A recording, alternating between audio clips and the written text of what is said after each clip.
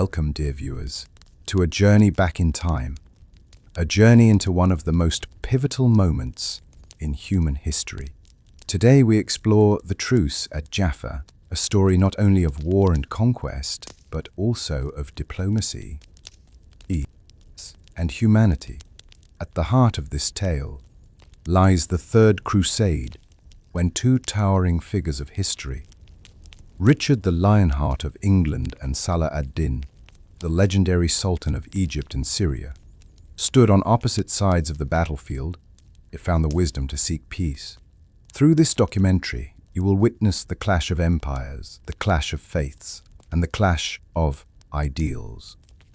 But above all, you will see how, even in an age of swords and sieges, the possibility of truce and coexistence could still emerge. Each chapter unfolds like a living tapestry, where knights, kings, and common soldiers become more than just names from the past. They become voices, emotions, and choices that shape the destiny of nations. So sit back, open your mind, and allow history to breathe again before your eyes. This is not merely a story of battles. It is the story of finding peace in the shadow of war. Imagine two armies, exhausted from years of bloodshed, staring at one another across the burning sands of Jaffa. Death has claimed thousands, and yet, instead of another clash of steel, something unexpected happens. Two enemies lower their swords and raise the banner of peace. Subscribe for more history. Like and comment if you believe history should never be forgotten, and share to spark conversation about the lessons we must learn from the past. This is not myth, this is history. And it begins here. Wind scours the walls of Jerusalem in the year Itzend Ibait Bashati.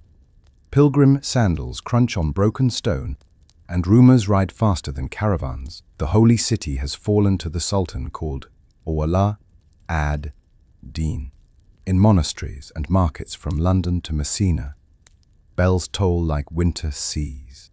People listen, not only with their ears but with their fears.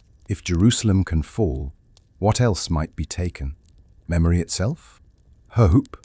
On a damp morning in Pisa, a shipyard pauses as a crier lifts a parchment sealed with lead. In Rome, monks copy the words in a dozen hands. Across Christendom, the papal bull flies like a hawk, its cry unblinking. Audita tremendi. Having heard the dreadful news, scribes fix the ink, priests mount pulpits. The message is simple enough to shiver bone. Take the cross. Swear the vow. Go east. Among those who listen is a prince with a lion's restlessness. Richard of Poitou, son of a house that quarrels as easily as it breathes, grips the pommel of his sword and imagines roads he has never ridden. His mother, Eleanor, queen and rebel, knows how vows yoke men tighter than any chain.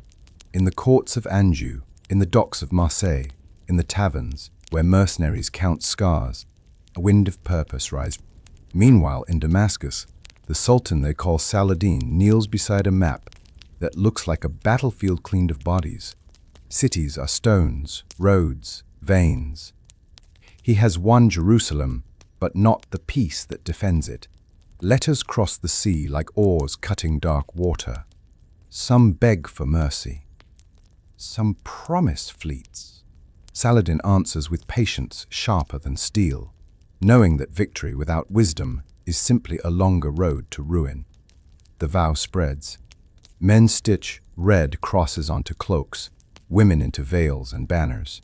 Some come for faith, some for coin, some for the dangerous clarity of a cause.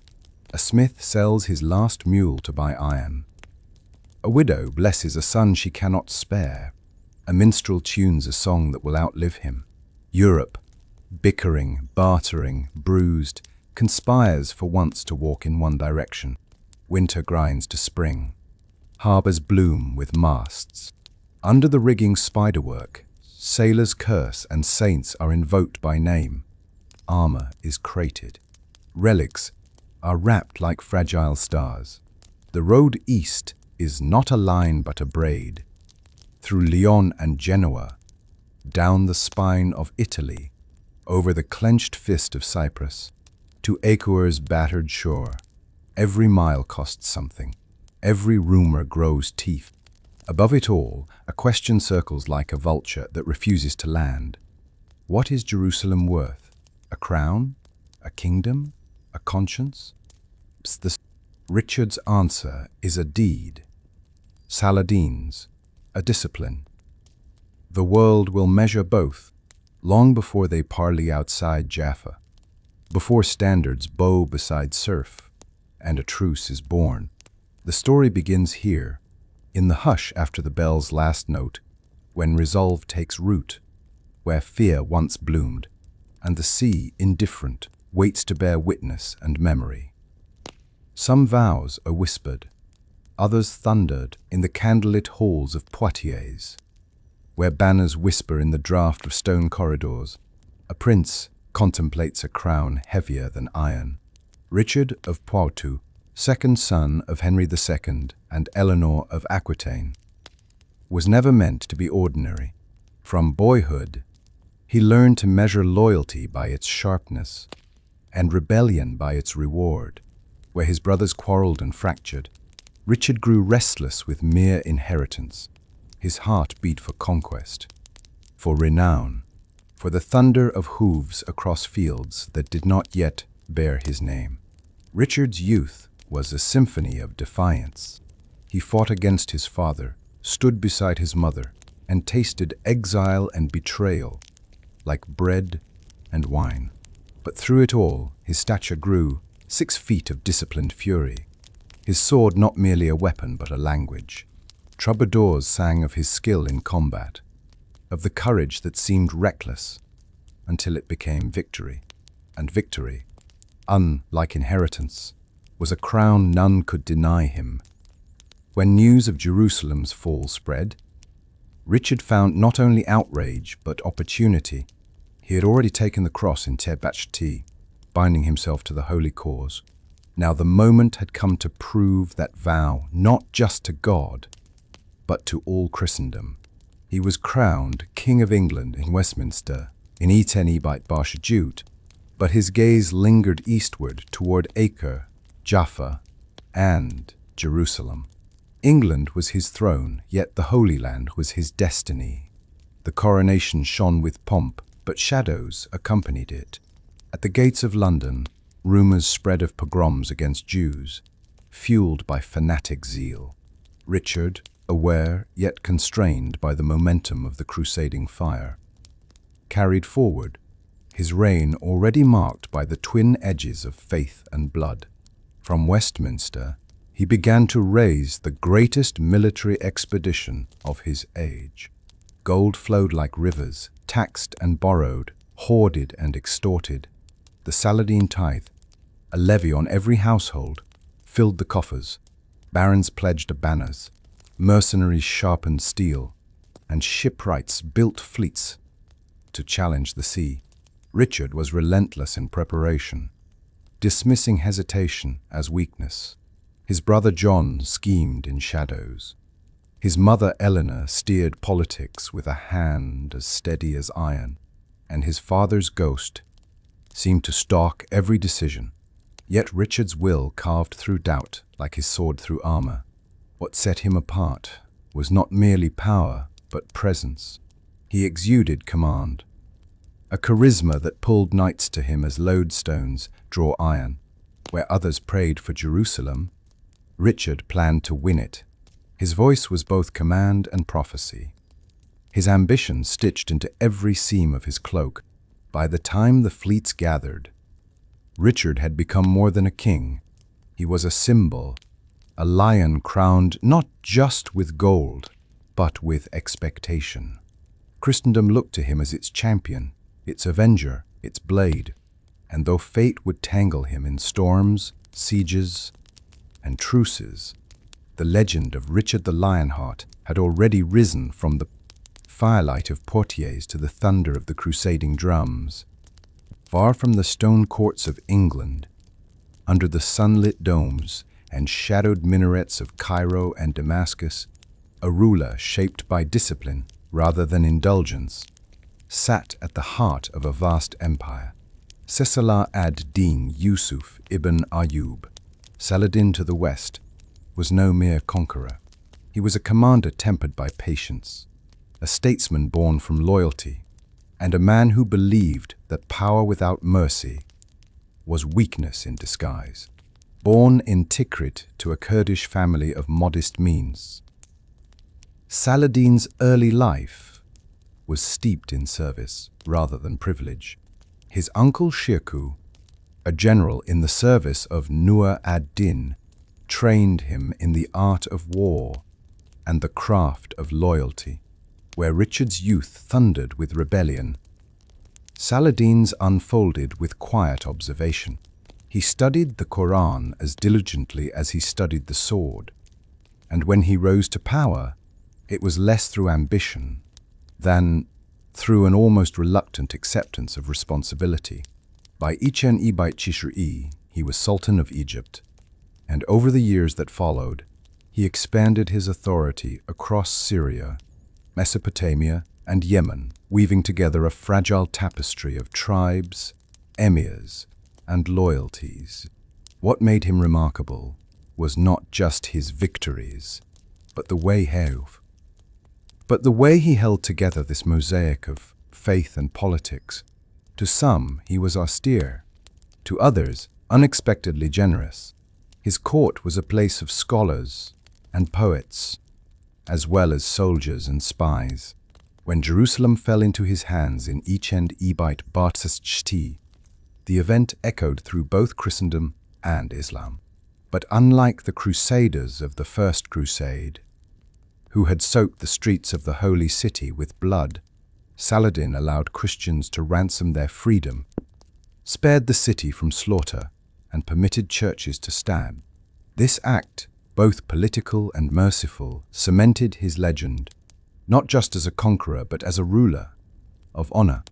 Yet, mercy did not mean weakness. Saladin was constantly aware of the fragile balance of his realm. Emirs bickered, rivalries festered, and supply lines stretched thin across deserts. He bore these burdens with a patience that unnerved his enemies. Letters from Europe promised vengeance and new crusades. But Saladin responded not with panic, but with preparation. He knew Richard and others would come, and he knew the sea would bring with it the armies of a continent. His vision of jihad was not merely of battle, but of protection, of land, of people, of faith. To his followers, he embodied justice and courage. To his enemies, he was both feared and, in some strange way, admired. Even Richard, who would clash with him in brutal combat, would come to respect him as a rival of unmatched honor. Thus, as fleets gathered in European harbors, Saladin stood ready, not only with armies, but with patience. For while swords may win battles, it was steadfastness that won wars. And in that steadfastness lay Saladin's true kingdom. Not only the lands he ruled, but the loyalty of hearts that would remember him. Long after the dust of Jaffa had settled, the fortress city of Acre crouched against the Mediterranean, like a lion cornered by hunters.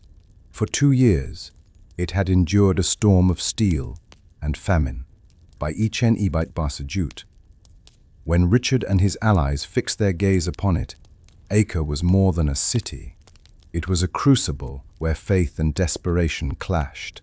The siege began under Guy of Lusignan, the contested king of Jerusalem, but the Crusader host was fractured by rivalries.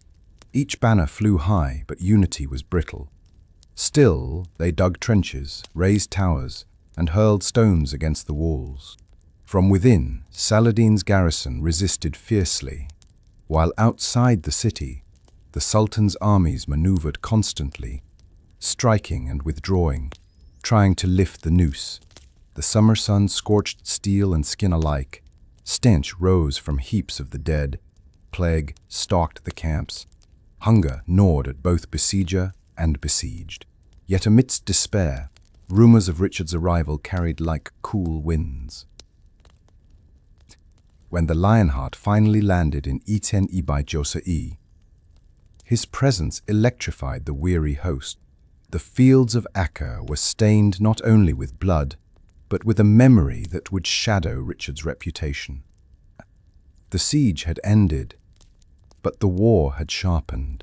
Acre's fall was the Crusaders' triumph, yet Saladin's resolve hardened into steel. The road south, to Jaffa and Jerusalem, now beckoned, paved with both glory and vengeance. From the smoking ruins of Acre, the Crusader host turned south. Their goal, Jaffa, the lifeline to Jerusalem. The road stretched along the shimmering Mediterranean, a ribbon of sand between surf and scrub. Every step was heavy with exhaustion, every mile shadowed by Saladin's riders. Richard organized the march with ruthless precision. Infantry advanced in disciplined blocks, shields overlapping like scales.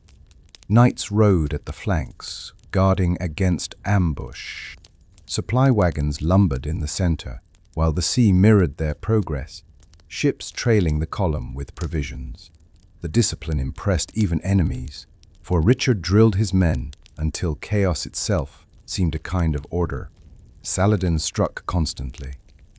His cavalry swooped like hawks, loosing arrows, vanishing into heat.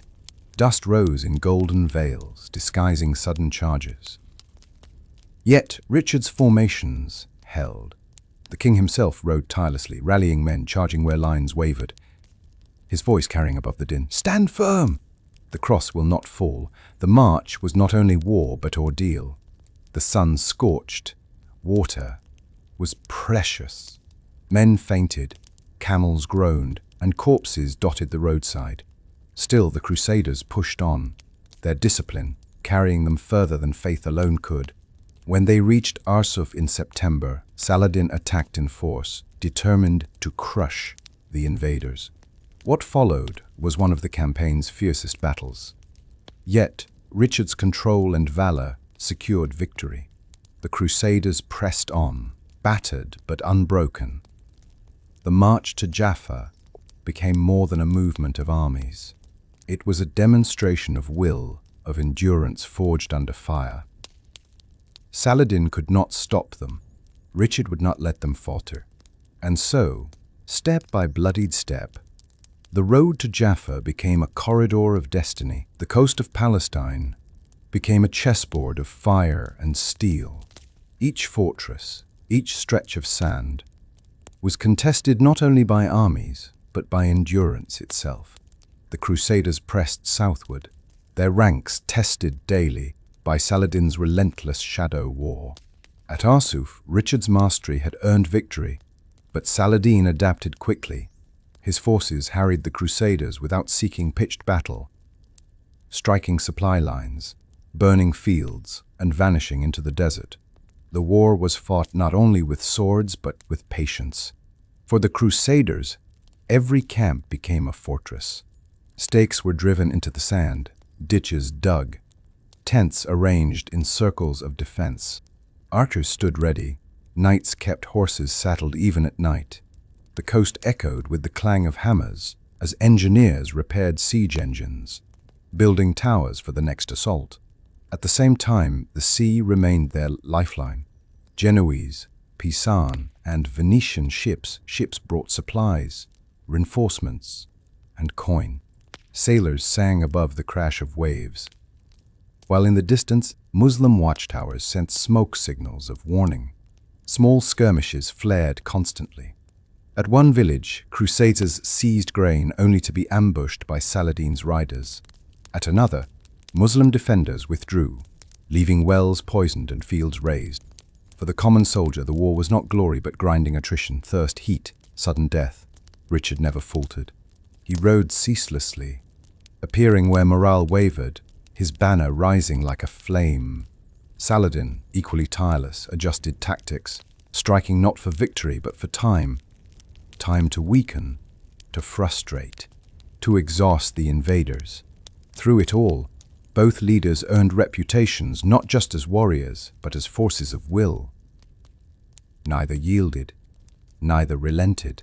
The coastal road became a proving ground, where endurance, strategy, and faith collided in waves as unending as the surf. The march south was more than an army's journey. It was a pilgrimage carried on the shoulders of faith.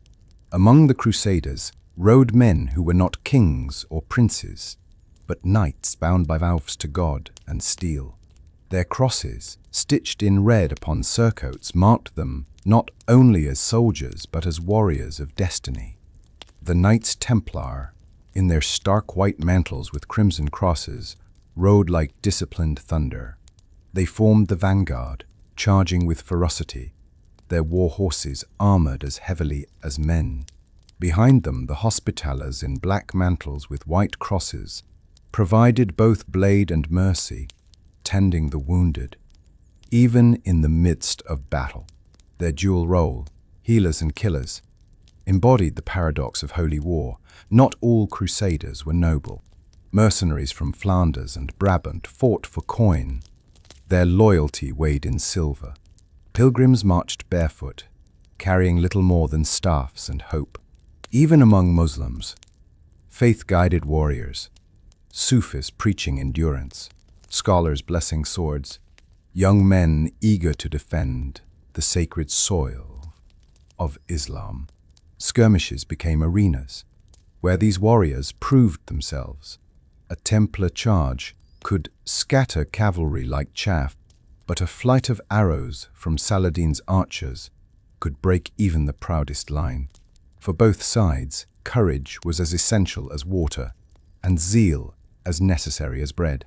To the common soldier, the clash of banners was bewildering. To Richard and Saladin, it was strategy. But to the knights, the war was a holy offering. They rode, they prayed, they bled. Convinced their names would be written in God's ledger, whether in victory or in... The coastal march brought more than swords. It brought the punishment of sun and sand. The desert became an enemy as relentless as Saladin's cavalry. Soldiers staggered under armor that burned like brands, lips cracked, eyes stung by salt wind and dust. Water was rationed. Wells, poisoned or filled with stones, became cruel mirages.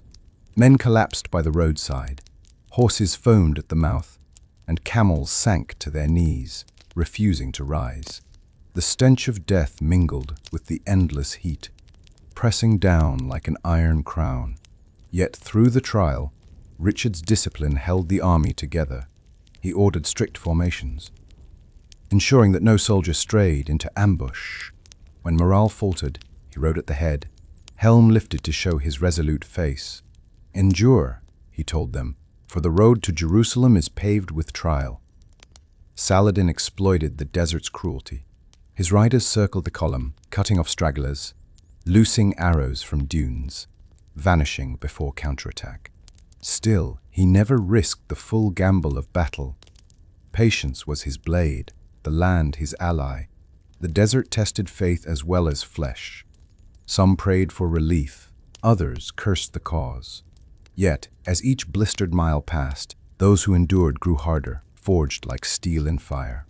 For both armies, the land itself became judge and executioner. While Richard's army pressed south, Saladin bore the weight of empire. He was more than a general. He was a ruler balancing politics, faith, and exhaustion. His emirs, proud and quarrelsome, demanded bold assaults. But Saladin counseled patience. "The lion is strongest when it chooses when to strike," he told them. Tension brewed within his court. Some questioned why Jerusalem's conqueror now avoided decisive battle. Others urged him to exhaust the Crusaders until they broke. Saladin listened, never raising his voice, yet his calm authority silenced dissent. He knew Richard's strength and respected it. Rashness would undo years of work. At the same time, Saladin bore the burden of supply. Armies must eat, and the land could not endlessly provide. He rode from Damascus to Cairo, ensuring lines of grain and coin, rallying loyalty from emirs tempted by autonomy. In every city, people hailed him as protector, yet behind his eyes lay the fatigue of endless vigilance. Still, Saladin remained a symbol. He prayed with soldiers before dawn, rode among cavalry at dusk, and shared the hardships of his men. His presence lifted morale as much as any victory to his followers. He was not only commander but shepherd of the faithful, and though he faltered in private, he never showed weakness in public. The shadow of Acre weighed heavily. The knowledge of captives slain by Richard, a wound not easily forgotten. Yet he transformed grief into determination, promising his men that patience would deliver triumph greater than any fleeting battle. If Saladin's strength lay in patience, Richard's genius lay in strategy. The Lionheart understood that victory required more than courage. It required calculation. From Acre onward, he imposed order on chaos, shaping his host into a weapon of precision. Richard reorganized his forces with ruthless efficiency. Each knight knew his place, each infantryman his role. He demanded discipline, punishing disorder swiftly, rewarding valor publicly. His formations, designed to withstand cavalry harassment, moved like armored beasts, flexible yet unyielding. He employed the sea as ally. Fleets shadowed the march, ensuring supplies arrived safely. At night, Richard ordered fortifications built. No camp left vulnerable. Engineers worked under torchlight, hammering stakes and repairing siege towers. Richard himself inspected defenses, walking among soldiers with words of encouragement and sharp rebuke alike. His strategies extended to diplomacy. He courted allies among Italian states, promised rewards to mercenaries, and sent envoys to Saladin, probing for weaknesses. He weighed not only battles, but politics, always considering how each move would echo beyond the field. Yet strategy could not mask strain. Richard fell ill repeatedly, fever racking his body. Still, he refused to yield command, directing from a litter when he could not ride. His resilience inspired awe. Soldiers whispered that their king bore more than a crown. He bore the fate of Christendom. In every clash, Richard's strategy revealed itself. At Arsuf, he restrained knights until the perfect moment, then unleashed them in a thunderous charge that shattered Saladin's lines. Such control, such timing, marked him as more than a warrior. It marked him as a commander of rare brilliance. The crusade marched on, guided not only by faith but by Richard's unyielding vision. For every ambush, he had a counter. For every weakness, a plan. His strategies carried the Crusaders to Jaffa's gates, but even the lion could not know how soon patience and strategy would collide, forcing sword and diplomacy into the same breath. The crusade was not merely a clash of swords. It was a collision of worlds. Along the coasts of Palestine, campfires burned side by side with marketplaces, and in every exchange, cultures met as much as they warred. Crusaders from France, England, and the German states marveled at the wealth of the East. Silk and spices teased their senses. Arabic physicians treated wounds with knowledge unknown in Europe. Scholars argued over stars that mapped more than seas. They mapped heavens. Yet fascination walked hand in hand with suspicion. Some knights dismissed what they did not understand, calling it sorcery, while others quietly admired the sophistication of their foes. For Muslims, the Crusaders were both invaders and curiosities. The clamor of their chants, the strangeness of their tongues, the weight of their armor seemed barbaric and magnificent at once. In Damascus, poets described the Frankish knights as iron mountains on horses, terrifying but not invincible. Children whispered tales of red crosses that glowed in the sun. Even in conflict, small exchanges took place. Merchants sold goods across enemy lines, deserters traded service for safety, music drifted from one camp to another. In Acre and later Jaffa, cultures mixed uneasily. Christian chapels stood near mosques, and markets buzzed with both Arabic and French voices. The clash was violent, but it was also fertile. Ideas crossed as surely as swords did. Medical practices, architecture, poetry, and even courtly manners blended. While war sought to divide, human curiosity quietly built bridges.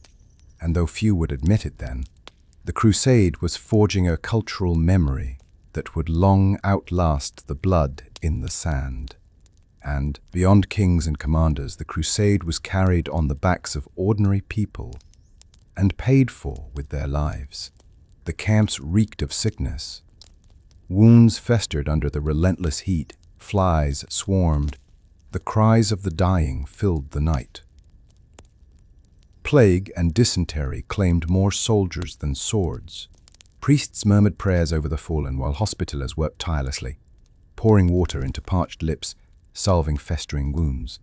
Women followed armies as wives, nurses, and laborers. Some washed clothes in streams. Others tended children in the shadow of banners. A few took up daggers to defend themselves when raids struck. War blurred boundaries between necessity and survival. For local villagers, war was devastation. Crops burned, wells fouled, homes seized for quarters. Families fled with what they could carry. Shadows of war stretching across every household. Refugees crowded roadsides, begging bread from passing soldiers. Their suffering was the unspoken toll of conquest. Even within the armies, morale cracked. Men deserted. Others mutinied over meager rations. Executions served as grim reminders of discipline. And yet, soldiers marched on, driven by faith, fear, or the promise of plunder. The cost was not measured in castles won, but in the graves that dotted the coastal road. Crosses and cairns marked both Christian and Muslim, dead, silent witnesses to a war that drained flesh as much as faith. In the pursuit of Jerusalem, thousands gave everything and gained little but the fading hope that their suffering meant something greater than themselves. Amidst endless battles, voices of diplomacy began to rise. Both Richard and Saladin knew swords could not decide everything. Messengers passed between camps under white banners, carrying words instead of steel. For Richard, negotiations were as much strategy as battle. He probed Saladin's court with offers: safe passage for pilgrims, trade concessions, recognition of Christian footholds. Saladin, wise and wary, listened but yielded nothing cheaply. His aim was to protect Jerusalem, the jewel of Islam, while containing Crusader ambitions. Envoys like Balian of Ibelin, respected by both sides, carried proposals across the no-man's land. Tent meetings flickered with lantern light, voices careful, eyes measuring. For every offer, a counteroffer. For every concession, suspicion. Trust was scarce, yet respect grew. Among the soldiers, such talks were met with mixed feelings. Some longed for peace after years of suffering, others seethed, unwilling to accept anything short of Jerusalem itself. Still, the seeds of truce were sown. Negotiation became a duel of words, each letter as sharp as a lance. Richard and Saladin, though never meeting in person, circled each other through envoys, testing boundaries. It was the beginning of a delicate dance where pen and parchment rivaled sword and shield, though they never met face to face. Richard and Saladin came to embody a rivalry defined not only by war, but by respect. Each recognized in the other qualities rare among enemies: courage, discipline, and honor. Richard admired Saladin's mercy after Jerusalem's conquest, a stark contrast to the massacre of Ichenling Josejot. Saladin, in turn, acknowledged Richard's brilliance at Arsuf and Acre. Letters between them revealed courtesy amid conflict. Saladin once sent Richard fruit and snow to ease his fever. Richard returned the gesture with gifts. Such exchanges softened hostility without dulling resolve. Among their followers, this mutual respect inspired awe. Soldiers whispered of their kings as larger-than-life figures, warriors forged by God to test one another. Yet both knew their limits. Richard could not take Jerusalem. Saladin could not expel the Crusaders entirely. Their honor bound them, shaping negotiations as much as battle. This duel of honor became legend. Songs in Europe praised Richard as a lion against the crescent. Poets in Damascus praised Saladin as just ruler against the Frankish tide. But beneath the legends lay something deeper. Recognition that even amid holy war, humanity endured. If Richard and Saladin were the minds behind the conflict, the envoys were its voices. Diplomats, knights, and nobles bore the weight of entire kingdoms in their words. Men like Balian of Ibelin, Humphrey of Toron, and Al-Adil, Saladin's brother, walked between camps, risking suspicion from both sides. Their roles demanded precision. Misstated words could unravel fragile trust. They carried letters sealed in wax, terms written in Latin or Arabic, each line scrutinized. Envoys dined in foreign tents, eyes measuring not only words but gestures. Was a smile genuine or a mask? Was delay strategy or hesitation? Every nuance mattered. Negotiations were battles of wit, each silence as calculated as a charge. Envoys often bore gifts: falcons, horses, silks, symbols of goodwill that masked hardened demands. Some spoke of peace with conviction, others with weary resignation. Yet without them, the truce at Jaffa would never have been possible. They were unsung heroes, bridging faiths and languages, enduring suspicion and danger. While warriors shed blood on the battlefield, envoys shed sweat in words. Their patience laid the groundwork for what steel alone could not achieve. Kings may guide wars, but soldiers endure them. Beneath the banners of cross and crescent, countless voices rose, grumbling, praying, weeping, singing. Their words reveal the truth kings often forgot. In Crusader camps, men from every corner of Europe mingled uneasily. A knight from Normandy might share a fire with a footman from Bavaria. Their languages fractured, their prayers similar. They whispered of home, wives, fields, and children left behind. Some cursed the taxes that had forced them here. Others declared their suffering was holy. Muslim soldiers, too, bore their burdens. Cavalrymen from Aleppo, archers from Mosul, infantry from Egypt. All carried pride, but also fatigue. Letters sent home spoke of endless marching, of Frankish armor like iron walls, of longing for families waiting in Damascus or Cairo. For both sides, war blurred into survival. Meals of stale bread or dates, nights under stars, constant fear of ambush. Soldiers traded trinkets when possible. A cross for a coin, a prayer bead for a knife. Small reminders that humanity persisted beneath war's cruelty. Their voices, preserved in chronicles, tell us what kings could not, that the war was not only strategy and faith, but the grinding endurance of men whose lives were spent in silence and sweat. By summer Ichen Ibait Joshua, Jaffa became the stage for fate. This coastal stronghold was vital. Without it, the Crusaders could not dream of Jerusalem. Richard fortified the city, repairing walls, stationing garrisons, and preparing for the inevitable. Saladin struck swiftly. His forces swept down, overwhelming outposts, storming Jaffa's defenses with ladders and fire. The city trembled as Muslim banners rose on its walls. Panic spread, but pockets of defenders fought desperately, holding towers as long as they could. Richard, at Acre, when word reached him, acted with astonishing speed. Gathering a small force, he boarded ships and sailed south. Arriving at Jaffa, he leapt into the surf, sword drawn, his crimson banner blazing in sunlight.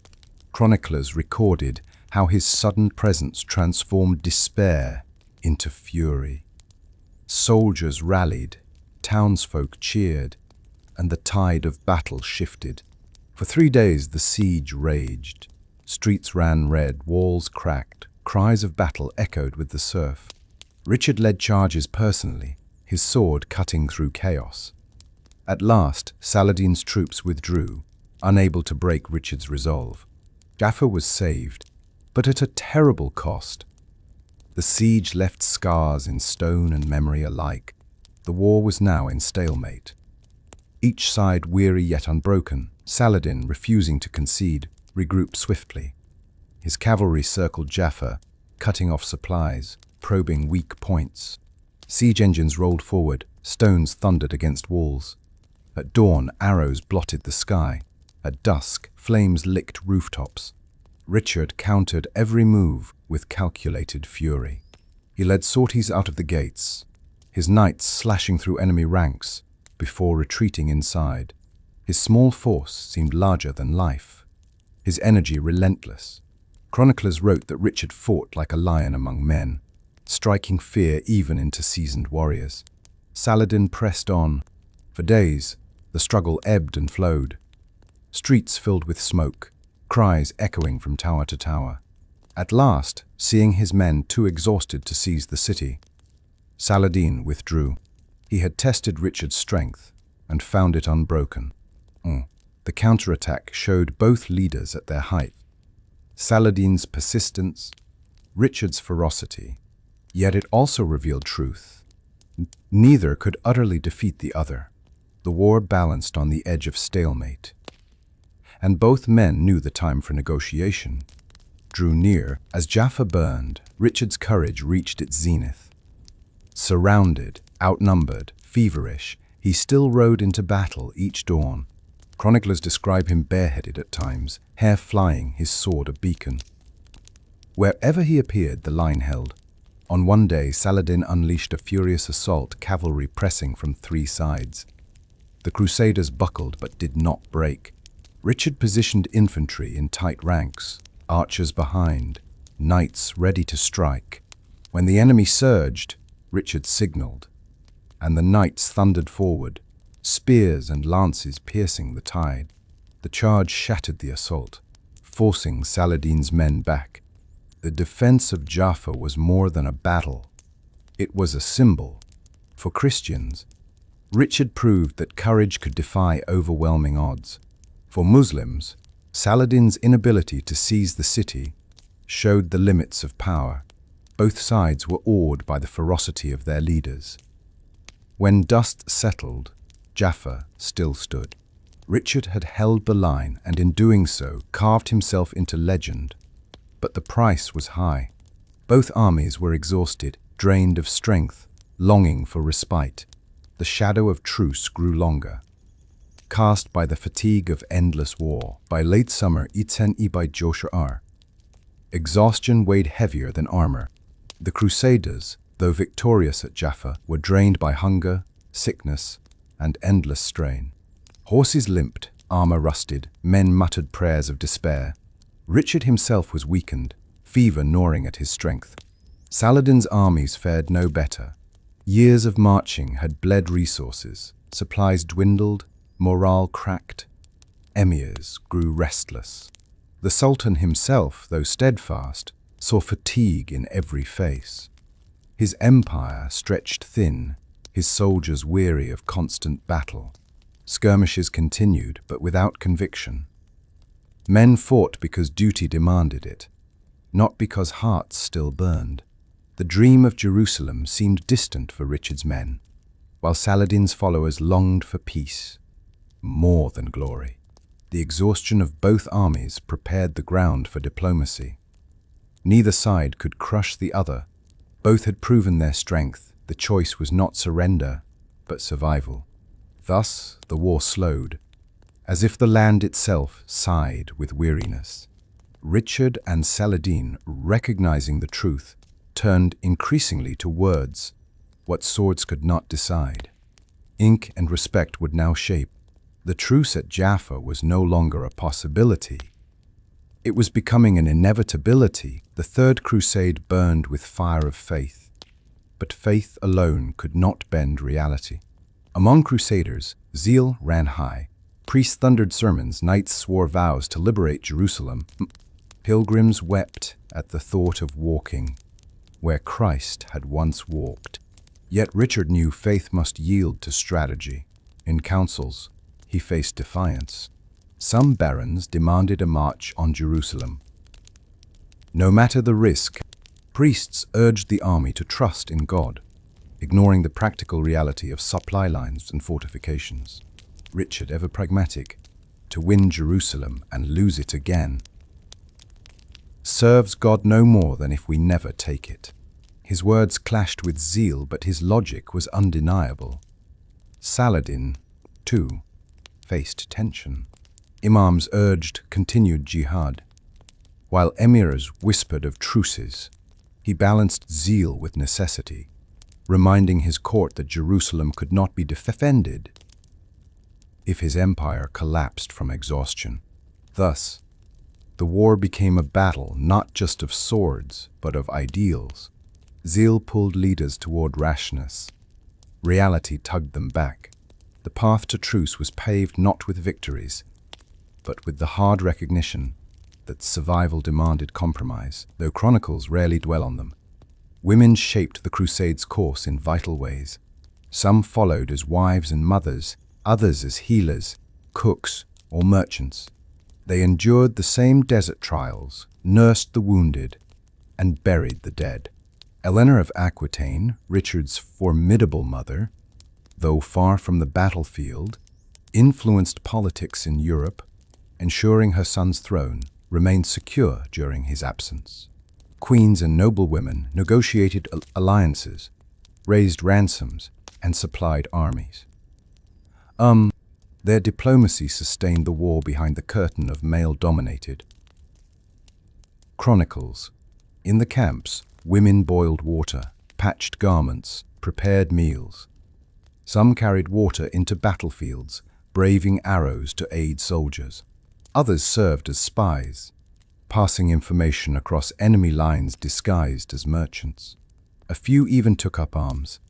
Chronicles mention women seen fighting on the walls of besieged towns. Yes. On Saladin's side, noble women supported through endowments to hospitals and mosques, sending aid to soldiers. Mothers prayed, daughters worked the markets, sisters nursed brothers brought back from battle. So, war was not only men's burden, it was shared by women who endured, who healed, who kept the fragile thread of life intact amidst destruction. Their voices, though faint in records, echoed in every heartbeat of the crusade. If soldiers fought with swords, diplomats fought with words. Envoys like Balian of Ibelin, Humphrey of Toron, and Al-Adil struggled daily to reconcile impossible demands. Richard's men demanded Jerusalem. Saladin's advisors demanded Crusader withdrawal. Between those absolutes, envoys sought fragile middle ground. Negotiations dragged, slowed by suspicion. One day envoys dined in tents with courtesy. The next, trust collapsed under news of a raid. Translators struggled to carry nuance between Latin and Arabic. Terms were debated endlessly. Would Christians control Jerusalem's holy sites? Would pilgrims be guaranteed safe passage? Would Ascalon's walls be rebuilt? Each question was a battlefield in miniature. Envoys endured scorn from their own sides, branded too weak if they offered compromise. Yet they persevered, understanding that only dialogue could halt the spiral of war. Their struggle was not celebrated, but it was indispensable. Without their patience, the Truce of Jaffa would never have been possible. The long war revealed a truth. Words sometimes cut deeper than swords. Each letter exchanged between Richard and Saladin carried the weight of thousands of lives. Each promise shaped the fate of armies. Richard proposed compromises: Christian access to holy sites, retention of coastal cities, truces to allow both sides to recover. Saladin responded with dignity, ensuring Muslim control of Jerusalem but offering guarantees for Christian pilgrims. Their exchanges, while firm, carried respect rare in war. Chroniclers describe how envoys marveled at the courtesy between these two titans. While soldiers hacked each other apart in dust and blood, their leaders crafted a dialogue that elevated war into negotiation. The power of words lay in their permanence. Victories faded, but agreements endured. Even warriors recognized this truth. When weary soldiers saw envoys ride with white banners, hope flickered. Perhaps survival would triumph where zeal had failed. Thus, the crusade reached a threshold. War could continue, or words could grant peace. And for the first time in years, peace seemed more powerful than the sword. Even lions bleed. Richard's body, battered by battle and desert, betrayed him with fever and weakness. He coughed through nights, skin burning, unable to ride. At times he was carried on a litter, directing armies from beneath sweat-soaked sheets. Yet illness revealed his humanity. Soldiers saw their king not as untouchable, but as a man sharing their suffering. They whispered admiration for his resolve. Even fevered, he commands like the sun commands the day. His refusal to yield.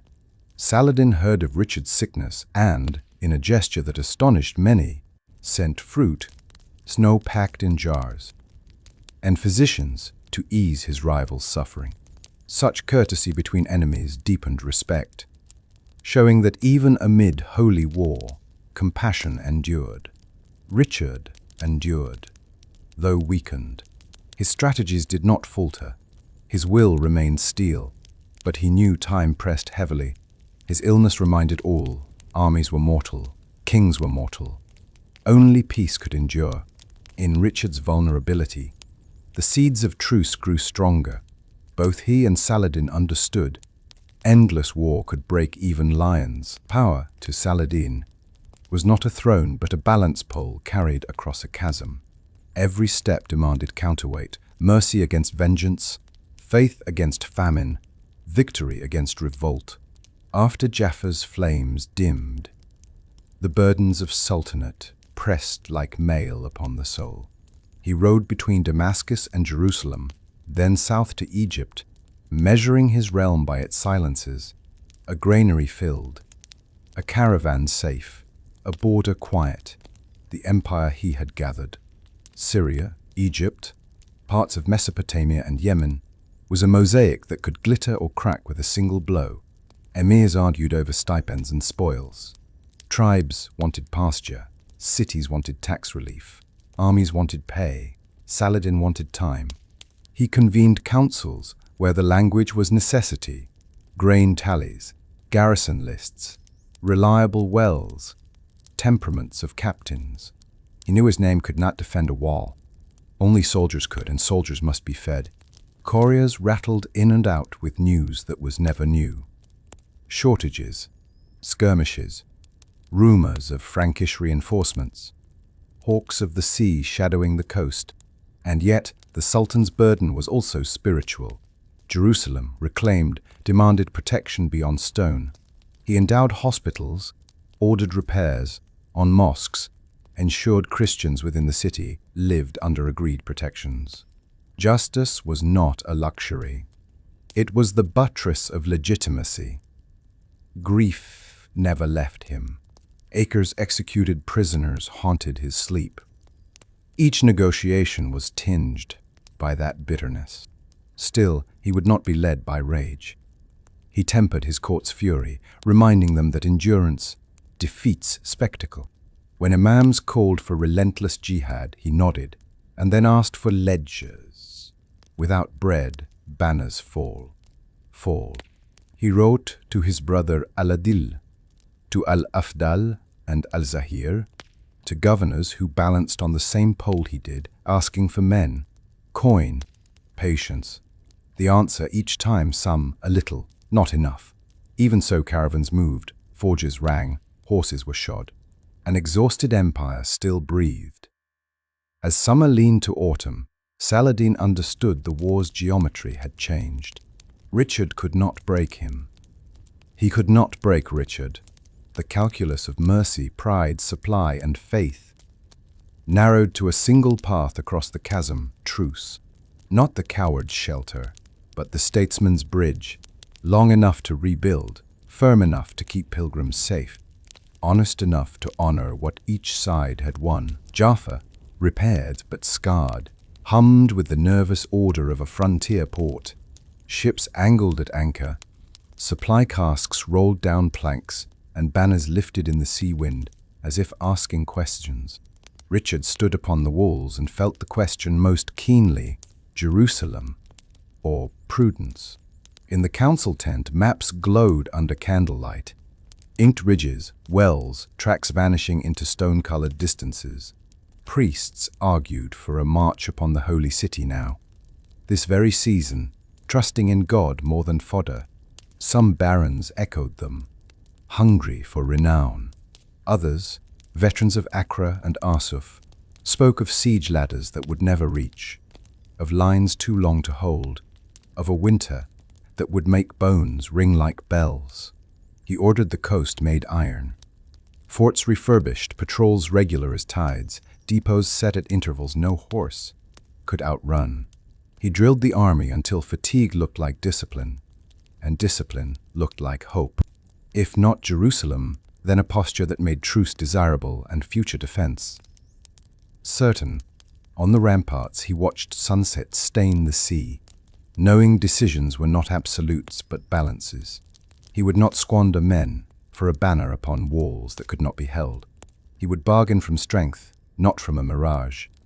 Jaffa became more than a town. It became an argument.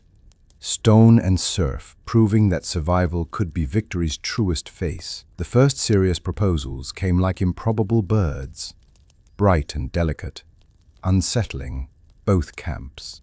Envoys paced between tents with sealed scrolls, and rumors raced faster than horses. Marriage, shared guardianship, pilgrims with guaranteed passage. Ideas unheard of at a time when certainty wore armor. Richard's envoys floated a breathtaking notion.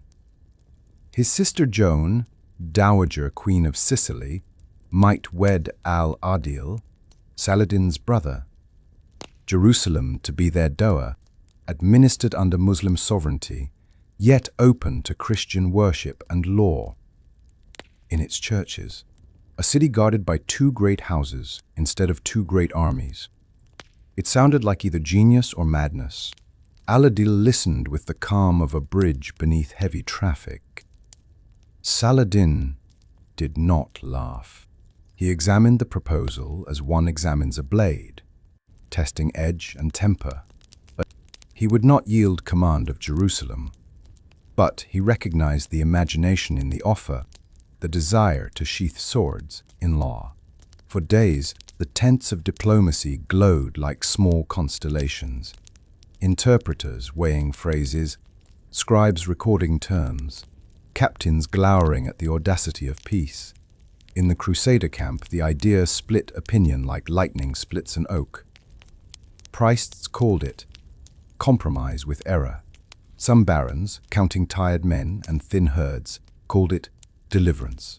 In Saladin's councils, hardliners bristled at the notion of Christian royalty, tethered to the city's name. Yet pragmatists whispered of a breathing space that could rebuild armies and coffers. The proposal did not break, it evaporated, too many hands trying to shape the same cloud. The questions stacked. Whose garrison at which gate? Whose judge in which quarter? What of Ascalon, of Jaffa, of the roads that made cities possible? And always, behind the parchment, the memory of Acre's dead and Jaffa's flame. Yet the audacity mattered. Having imagined peace, the camps could no longer pretend it was impossible. The impossible had been sketched, if not signed. And once imagination enters a war, it becomes a third general, quiet, persistent, hard to outmaneuver. Peace is not a door. It is a mechanism with many catching teeth. The more the envoys turned the key, the more small metal sounds warned of resistance. Jerusalem stood at the center, immovable. Saladin required Muslim sovereignty. Richard required Christian access, free, safe, and regular, to the Holy Sepulchre and the stations of Christ's Passion. That part could be written. Harder were the edges. Who policed which street?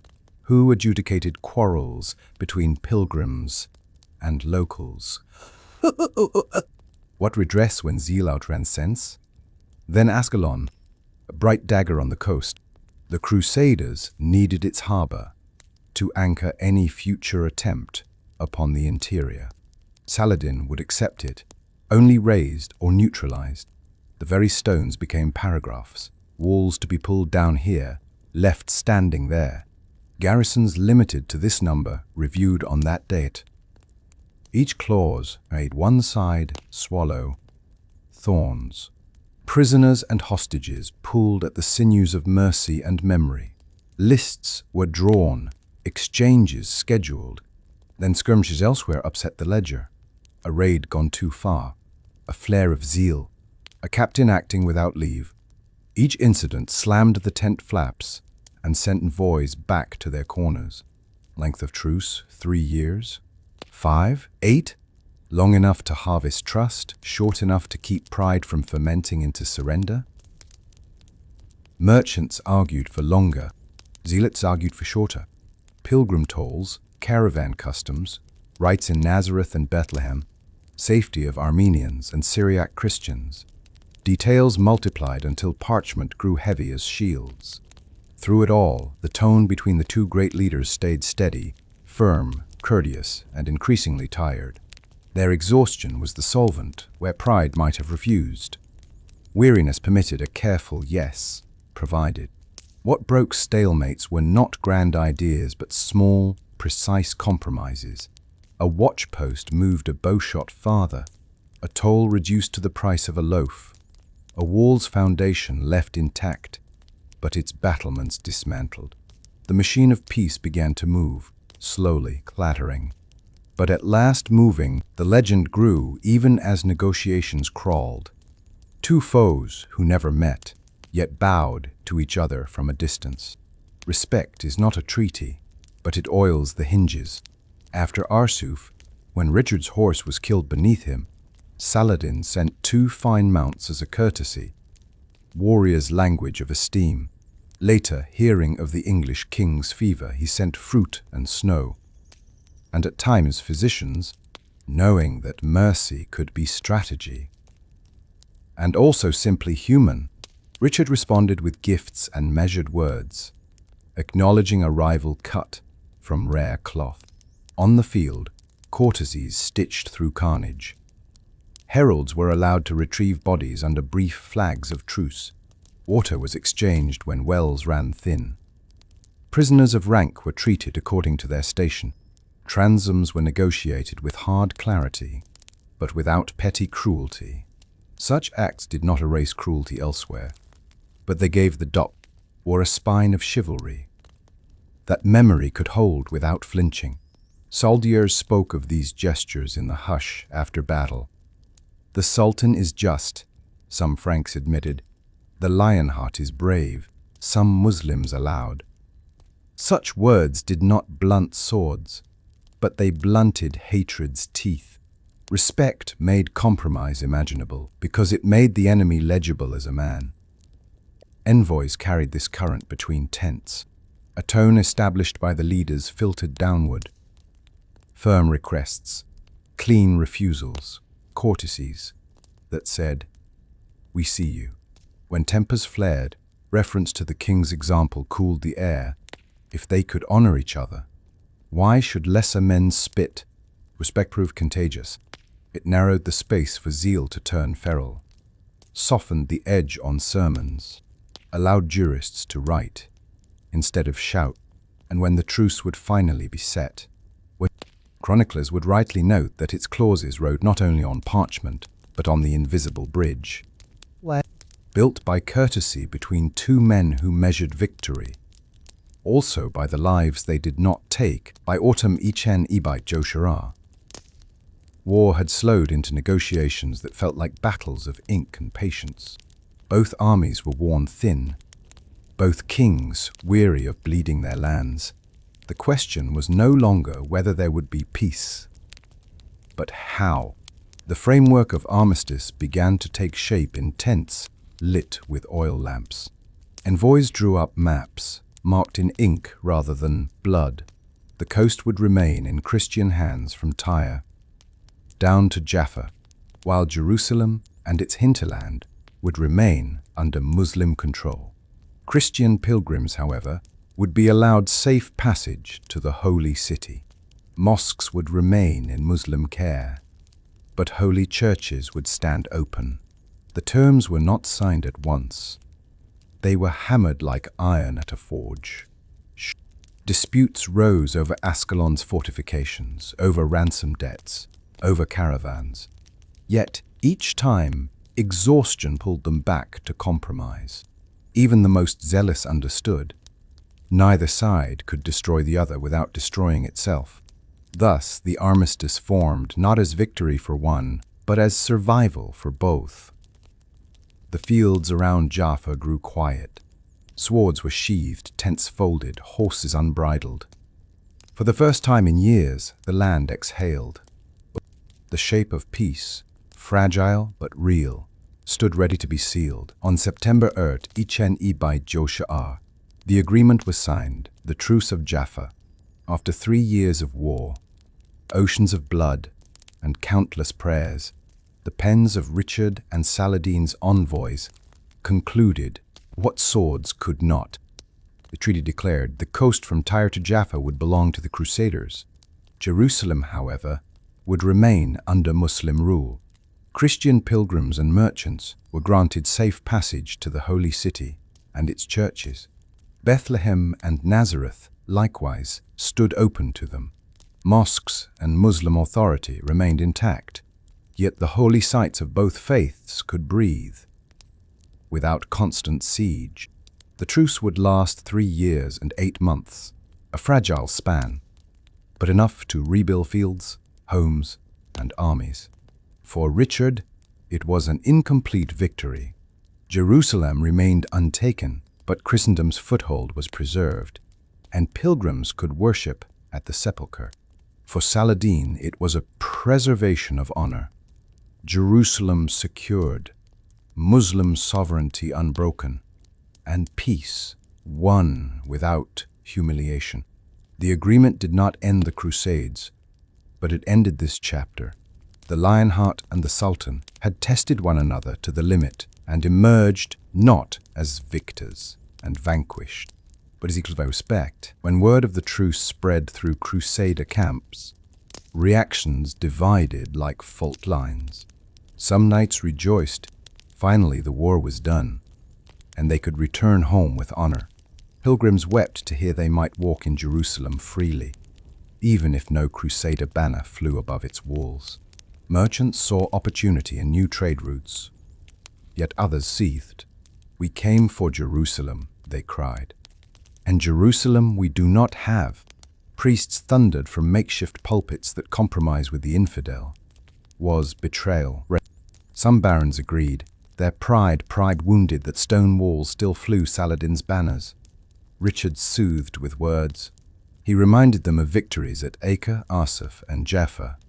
He pointed to the coast, secured for Christendom. He lifted weary men with the promise that pilgrims could kneel at the sepulchre unharmed. Still, he could not silence all dissent. The truce gave no final triumph, only survival dressed in wisdom. Yet survival itself was victory. After years of famine, plague, and slaughter, men embraced rest. Swords were oiled, shields stored, families awaited. For the common soldier, peace was treasure greater than any city. The camps folded, but the memories remained.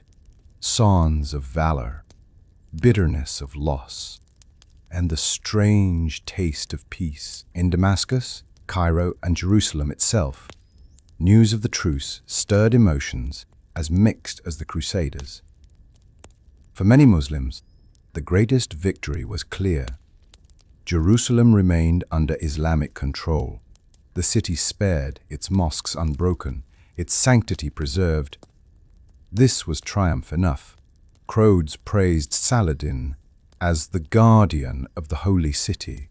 Imams declared that his patience had succeeded where swords alone might have failed. Mothers lit lamps of thanksgiving. Scholars recorded the treaty as a mark of wisdom. Yet not all were satisfied. Some warriors muttered that too much had been given. Christians allowed access to sacred places, coastal towns, still in Frankish hands. We bled for every span of this land, they grumbled, and now we yield by ink what we defended with steel. Hardliners saw compromise as weakness. Saladin met such voices with calm. He reminded his people that peace was not surrender but strength. He promised that fields could now yield crops, caravans could move safely, families could rebuild, and above all, Jerusalem was secure. His words carried weight. His example commanded trust. Among the weary soldiers, relief overcame pride. They dismounted, embraced children, and laid down arms. For the common folk, the truce was not politics. It was bread, water, and safety returned. In Jaffa, the city that had been fortress, battlefield, and bargaining table, the aftermath of truce was palpable. Streets once stained by blood now filled with merchants and pilgrims. Walls were repaired not for war, but for safety. Ships unloaded grain and cloth rather than arms. Richard lingered briefly, ensuring the coastal line was secure. He walked its repaired towers, spoke to captains, and thanked soldiers. His body weakened, but his resolve unbent. He knew he must soon sail home, yet Jaffa symbolized what his crusade had achieved. Not Jerusalem, but a foothold, a breathing space, a chance for Christendom's survival. Saladin too left his mark. He ordered fair treatment of pilgrims, ensuring safe routes inland. Muslim judges were appointed to oversee disputes, but Christian priests were permitted to guide pilgrims. The coexistence was fragile but real, a daily negotiation between faiths made possible by peace. In taverns and markets, stories flourished. Pilgrims told of Lionheart's bravery, Muslims told of Saladin's justice. The people of Jaffa, caught between great powers, now found themselves in a crossroads of cultures, faiths, and futures. The truce did not heal all wounds. Graves still lined the coast, ruins still scarred the land.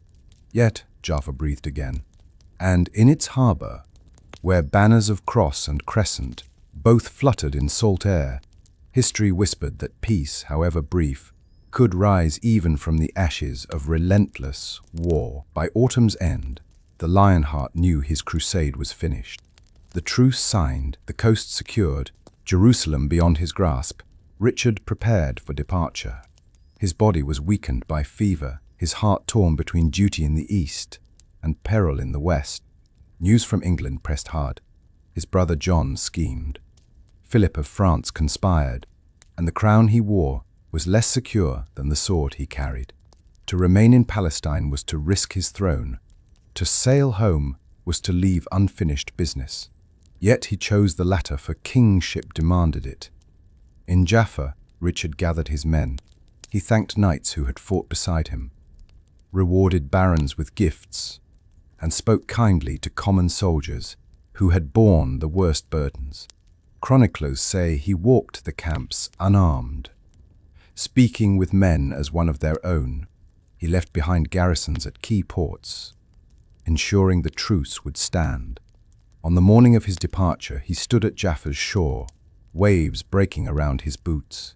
The sea wind tugged his crimson cloak as he gazed east, toward Jerusalem. Another time, he murmured, though he knew he might never return. With sails raised, the Lionheart turned westward. His crusade had not won Jerusalem, but it had preserved Christendom's presence. His legend was secure, even as his heart remained unfinished. While Richard sailed, Saladin turned inward. His empire, though victorious, was stretched thin. The truce granted him what years of war could not: breathing space. He used it swiftly. He reinforced Jerusalem, ensuring its walls stood ready, but welcomed pilgrims under terms of peace. He rode to Damascus, Cairo, Aleppo, everywhere greeted as hero and protector. Imams praised him as the savior of the holy city. Families cheered his return. Yet behind the triumph lay exhaustion. Saladin redistributed land, paid soldiers, replenished treasuries emptied by war. He rewarded loyal emirs, punished opportunists, and reminded his realm that unity had preserved Jerusalem. He endowed schools and hospitals, strengthened caravan routes, and ordered wells repaired. Privately, he was weary. The years of ceaseless war had drained even his iron patience. He confided to Al-Adil that he wished only for rest. Yet his duty remained until his final breath. Within a year, in Itan-i-Bait-Jolsusan, Saladin would die in Damascus, leaving behind little wealth but immense honor. His burial was simple, his legacy vast. A conqueror who tempered victory with mercy, a leader who balanced war with justice. The truce had secured more than land. It had secured Saladin's place in memory as a sultan both feared and revered, whose greatness was measured not only in battles won, but in peace forged. The Truce of Jaffa did not end the Crusades, but it left a legacy that outlived both Richard and Saladin. For 3 years, pilgrims walked to Jerusalem unharmed. Merchants crossed roads once scarred by war. Families rebuilt. The land, though still divided, breathed peace. In Europe, Richard's name blazed as legend. Songs called him the Lionheart, the king who faced Saladin as an equal. Though Jerusalem eluded him, his valor became the measure of kingship. In England and France, tales of his exploits spread in verse and hall. In the Muslim world, Saladin's reputation soared. He was remembered not only for reclaiming Jerusalem, but for defending it with justice.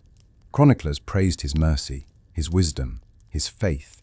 He became an icon of leadership, revered even by later generations, who would never know his face. The truce itself became a lesson. It showed that compromise could achieve what endless war could not: stability. Both sides, locked in rivalry, found humanity in each other. Respect bridged faiths, at least for a moment.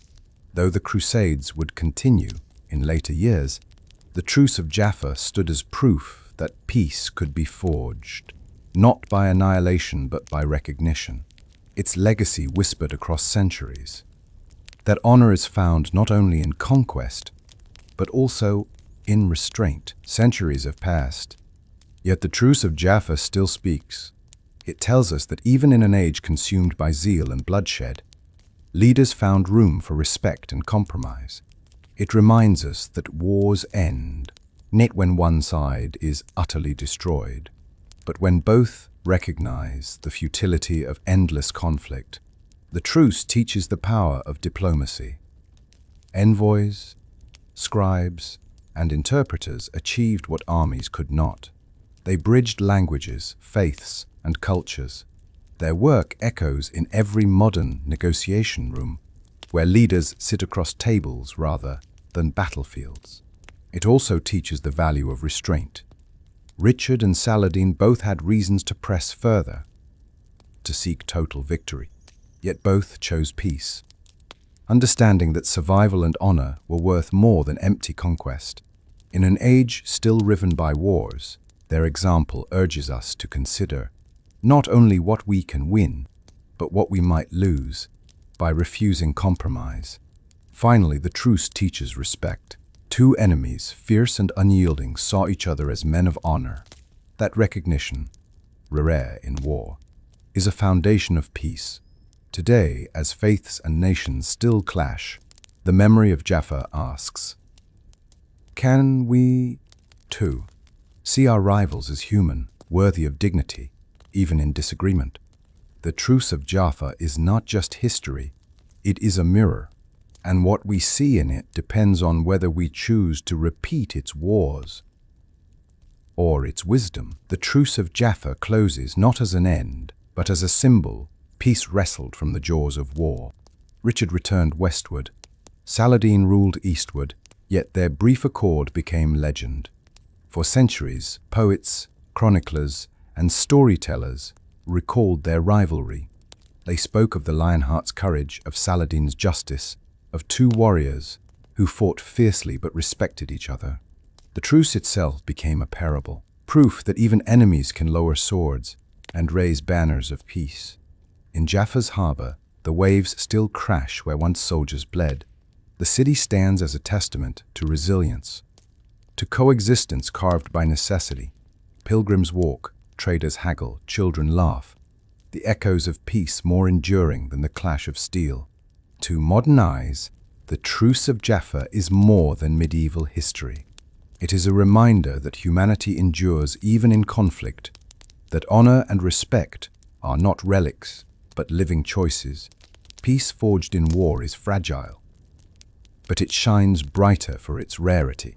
And so we remember not only the battles of the Crusade, but the moment when two leaders chose humanity over annihilation. Their legacy is not only in castles and chronicles, but in the eternal symbol that peace, even brief, even imperfect, is the greatest victory of all. The truce was not perfect. It did not grant every desire, nor did it erase every wound. Yet it offered something greater than conquest. It offered peace, however fragile, and preserved the possibility of coexistence in a world torn by zeal and steel. As we leave the shores of Jaffa, let us remember what this moment teaches us today, that even in the darkest hours of war, humanity can rise above hatred, that even lions and sultans can lower their swords to honor the lives of their people. May the truce at Jaffa remain not just a memory of history, but a reminder that peace, though difficult, is the most enduring victory of all. Thank you for walking this path with us.